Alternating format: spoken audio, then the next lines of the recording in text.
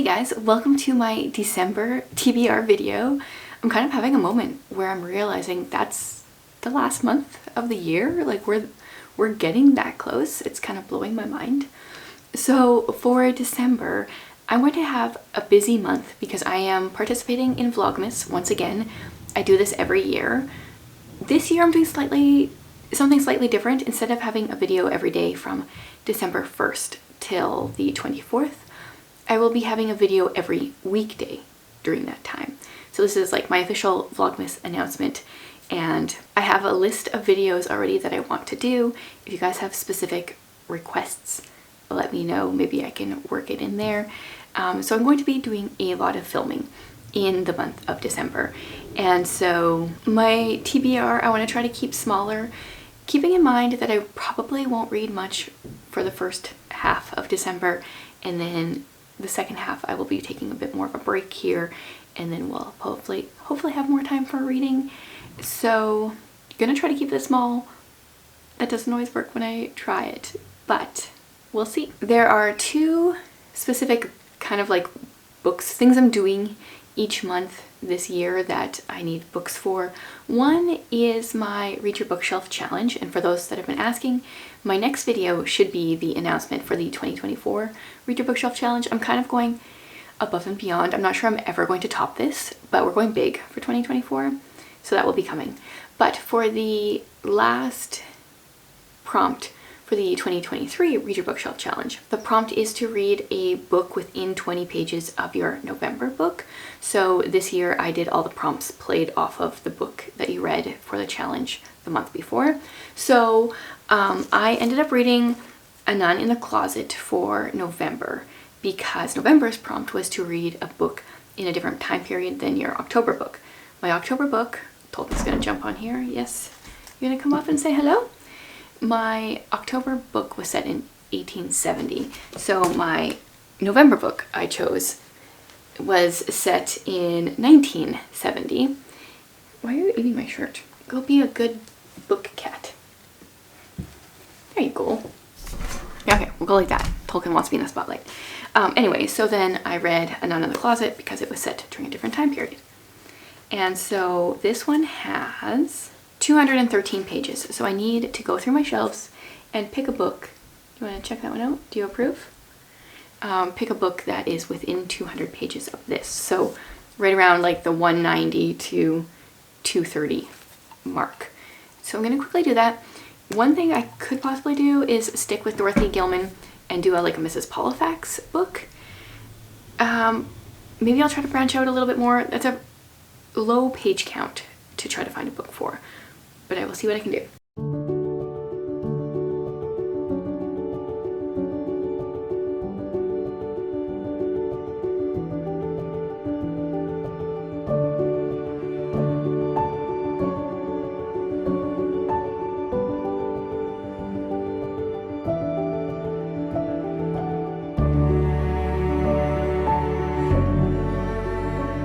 Okay, I found 3 options that are not Dorothy Gilman options, as much as I would like to read the next Mrs. Polifax. Trying for some variety here. So 2 of them are mystery though, so is it really that much different? We have Agatha Christie's Sad Cypress, Josephine Tey's The Man in the Queue, and C.S. Lewis's Of Other Worlds. So this is essays and short stories. This one will help with my DIY literature curriculum because I'm trying to study some C.S. Lewis. This one will also help because I'm trying to read some Golden Age detective books. I guess this would count for that too.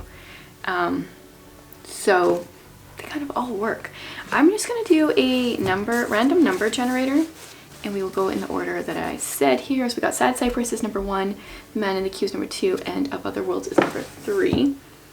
And we will see what the random number generator picks. Okay, I've got numbers 1 through 3 on here. Okay, number 2. That means I will be reading The Man in the Queue by Josephine Tey, and I have never read anything by her before, so this is totally new to me. It says, it was the last week of London's most popular musical comedy, didn't you know? The tightly packed queue for seats slowly moved ahead. Suddenly a man sank to his knees, then fell over on his face. He hadn't fainted. He was dead. The handle of a dagger protruded from his coat. The man had been murdered. This has got one of those epic, like, terrible covers. So this will be my first Josephine Tey, which is good to get one of her books read because I have like two or three more on my shelf by her. So this is book number 1. The second book I've been reading each month is every month over on my Patreon. I'm picking a patron of the month and they get to choose a book for me. Now Diana, she couldn't pick one, so she picked 3, and then I need to decide which one I want to read. So I'm gonna grab the 3, and then I might just random number generate that as well because they're so very different, but I'll grab them first.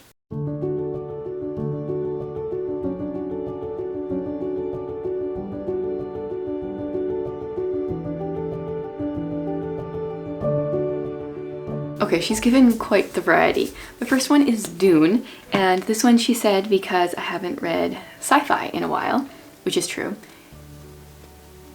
That's a chunker, although the size of the book, the whole like pocket size, does kind of mess with things.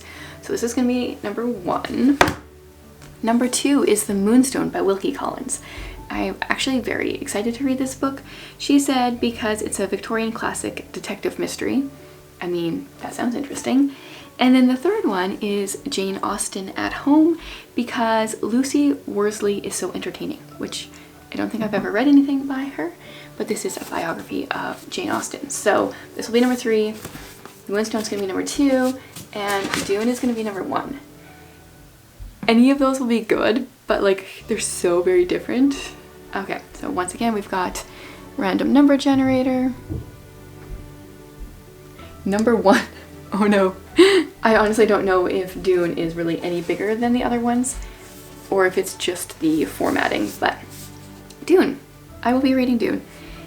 I have a feeling this is going to read like a classic science fiction, which it kind of is, but like there's just something about a lot of classic science fiction books that I struggle with. I'm not really sure, but this one is going on my TBR. All right, that's all I like really need to have on my TBR. I would like to read some Christmas books, so I need to pick like a book for the beginning of December, and I think I have one Christmas book on my shelf. I honestly don't know anything about this book. This is Christmas by the Book. It is blurbed by Jenny Colgan, who I read one book by her and like loved the first half and hated the second half, so I'm not sure going into this if I'm gonna like it, but I got it off of Book Outlet, I think after last Christmas, and so may as well give it a try. It has to do with a bookshop, I'm assuming, so I mean, that sounds interesting. It says, Nora and Simon have run the beautiful oak-beamed bookshop in a British village for 30 years. That right there, I love that idea. Bookshop, like English village, perfect. But times are tough and the shop is under threat of closure. This holiday season will really decide their fate. When an elderly man visits the store and buys the one book they've never been able to sell, it gives Nora an idea. She and Simon will send out books to those feeling down this time of year and lift people's spirits through the power of reading. That sounds promising. So this will be my like Christmas book. I also do have some Christmas ebooks that I might read as well, but I wanted to get this one off of my physical TBR, so this will be my official Christmas book. And obviously I can't just have a TBR of 3 books, so there are a couple more that I'd like to throw in here. One is Sophia's War, not because I'm really in the mood for it or anything, but because I've had this book for a long time and I haven't read it and I'm starting to feel really bad and guilty about that, so I'm going to read it. So this is set in 1776. This is a middle grade historical fiction during the Revolutionary War. Young Sophia's beloved soldier brother William is being held on a gruesome British prison ship. Horrified by the atrocities she sees there, Sophia resolves to avenge his brutal treatment and help advance the patriot cause. Okay, interesting. I really don't know a whole lot about the Revolutionary War. It's kind of funny actually, living so close to the States. I really don't know a lot about the history. I mean, like I know the general overview, but I don't know like the details. So this will probably be very educational for me. Okay, and then I do want to read some books that will help my DIY literature curriculum, and also just because it's December and I know it's busy, I would also like to read some books that will be like just fast reads for me. So I'm gonna look at my shelves, pull a few things off. Okay, I grabbed 3 more books, and then I want to unwrap one of my wrapped books, but this last month has kind of inspired me to finish 2 different trilogies, and they were both fast reads. So I would like to read My Calamity Jane. This will finish off the Jane series. I hear the Mary series is not very good, but these are fast historical fantasy alternate history type books, and this one is based off of Calamity Jane. I don't know why they don't have a Jane Austen book. Like, they have Lady Jane Grey, they have Jane Eyre, and then they have Calamity Jane, but like a Jane Austen book would make a lot of sense. So this one is Welcome to the Wild West, where Calamity Jane, Frank the Pistol Prince Butler, and Annie Oakley herself are out to cure the American frontier of a situation, I can't read, so hairy that it's downright wolfy. Oh, okay, so that's some kind of fantasy element going on there. It is a big book, like over 500 pages, but they are fast reads. At least the other 2 have been in the series. So that's one trilogy that would be done. The next one is the Emily Starr trilogy, Emily's Quest. I would really like to get to this. It took me forever to read book 2, and then I loved it. And I'm curious to see where she goes with Emily's Quest. In book 2, Emily goes off to high school, and I don't know how much she's going to age in this book, but Emily is very much an Anne-like character. There's a lot of similarities. She's not quite as light and free as Anne, but she's a writer, and I really enjoyed book 2. So, and I feel like this one is maybe a little smaller. It's less than 300 pages. I think this should be a really good read. I'm still obsessed over these covers. I follow Ellie McKay, the illustrator. She's like the artist for these covers. They're done in 3D. She makes like a whole scene and then like photographs it, and I love it, and I constantly get her books out from the library. Like, she illustrates children's books as well, and they're amazing, and it's so unique, and I love them. Okay, the last one is one of my like 5-star predictions, and I need to read it. It's The All-American by Susie Finkbeiner. I've kind of just been avoiding this one because she does make me cry every time I read her books, so it's hard to start a book knowing I'm probably gonna cry, but that's okay. They've always been 100% worth it. So this one is 1952. Nearly all the girls Bertha knows dream of getting married, keeping house, and raising children. Bertha dreams of baseball, which I think is a little obvious from the cover. I played baseball as a kid, so I feel like maybe I'll have a little bit of a connection there, and I was so excited to see if this is 5 stars. Everyone's been giving it 5 stars. It probably will be. So there's that. Now I want to pick a book off of my wrapped TBR. A lot of the books are missing, so I'm going to use a random number generator, but chances are that book will already be gone. So I have numbers 3 to 50, and then there is, I think 26 has an A and a B. So we'll see if how many tries this takes. What was that, 48? Let's see if there's a 48. Totally is, first try. It's soft cover. It's about the size of a Christian fiction book. Yep, pretty much exactly. So I'm gonna guess it's a Christian fiction story. I don't know, it's taped too well. Oh, I think I'm right. This is by Revel, Facing the Dawn by Cynthia Ruschetti.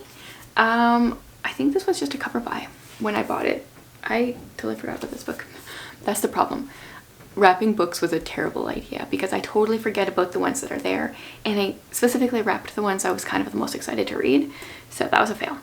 When her humanitarian husband Liam has been digging, her humanitarian husband Liam has been digging wells in Africa. Do you guys ever wonder, like, how do I even get through a book? Can I even read? I just can't read out loud. Mara Jacobs has been struggling. She knows she's supposed to feel a warm glow that her husband is 8 time zones away, caring for widows and orphans.